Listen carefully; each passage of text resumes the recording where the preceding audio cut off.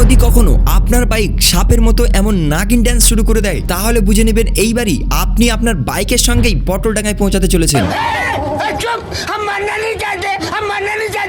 আসলে গাইজ এই সাপের মতো নাগিন ড্যান্সের নাম হলো ডেথ ওয়াবল, মানে যেখানে বাইকটি যেন পেট্রোল পান করে একেবারে মাতলামো শুরু করে দেয়। এই সময় বাইকে বসে থাকা ব্যক্তি যতই এটি নিয়ন্ত্রণ করার চেষ্টা করুক না কেন তবুও সে এই জিনিসটি নিয়ন্ত্রণ করতে পারে না। তবে চিন্তা করবেন না, আমি আছি তো। এটি হলে আপনি কিভাবে বাঁচবেন সেটি বলবো এবারে। প্রথমত দেখুন, গাড়ি ধীরে ধীরে চালান। কি এমন কুলকুলানি উঠেছে যে এত জোরে ছাপির মতো গাড়ি চালাতে যাচ্ছেন? কিন্তু এর পরেও আমার কথা না শুনে যদি আপনি মস্তানি দিয়ে জোরে গাড়ি চালিয়ে এমন হয়ে যায় তাহলে তখন কোন রকম ব্রেক না মেরে আপনার মাথাকে এমন নিচু করে দিলে আপনার বাইক আবার স্থির হয়ে যেতে পারে এবং তখন আপনি আপনার হাড্ডি গুড্ডি চানাচুর না করেই বেঁচে যেতে পারেন। তবে হ্যাঁ, এই সময় বেঁচে গিয়ে দেরি করবেন না, বরং বাইকে বসেই আমাদের চ্যানেলটা সাবস্ক্রাইব করে নেবেন, না হলে কিন্তু বিপদ হয়ে যেতে পারে। আর তাছাড়া বিপদ তো এনার সঙ্গেও হয়েছিল, দেখুন একবার।